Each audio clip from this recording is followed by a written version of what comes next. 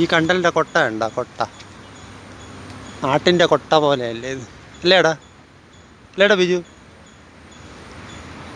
ഇനി നമുക്ക് വേണമെങ്കിൽ ഇതിനെ കൊട്ടമരം എന്ന് വിളിക്കാം. പക്ഷേ കണ്ടലാണ്,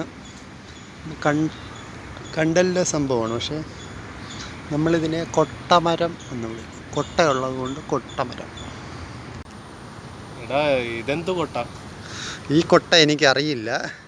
ഇതും അതേമാതിരത്തെ ഒരു കൊട്ടയായിരിക്കും. ഇത് കണ്ടലായിരിക്കും. എനിക്ക് അറിയാത്ത സാധനത്തിന് നമ്മൾ ഇത് അനാർ കൊട്ട, നമ്മൾ അനാർ പോലെ ഇരിക്കുന്നത് കൊണ്ട് അനാർ കൊട്ട. ഇതും കണ്ടലാണെന്നാണ് കണ്ടിട്ട് തോന്നുന്നത്. അത് ചൊറിയുമെങ്കിലും വേണ്ട. ചിലപ്പം ഈ കൊട്ട കൊള്ളാം, നല്ല കൊട്ട. നോക്ക് മക്കളെ, നോക്ക്. ഇതെന്താ സാധനം എന്ന് അറിയത്തില്ല. എന്തായാലും കൊള്ളാം, നല്ല ഭംഗിയുണ്ട് അത് കാണാൻ.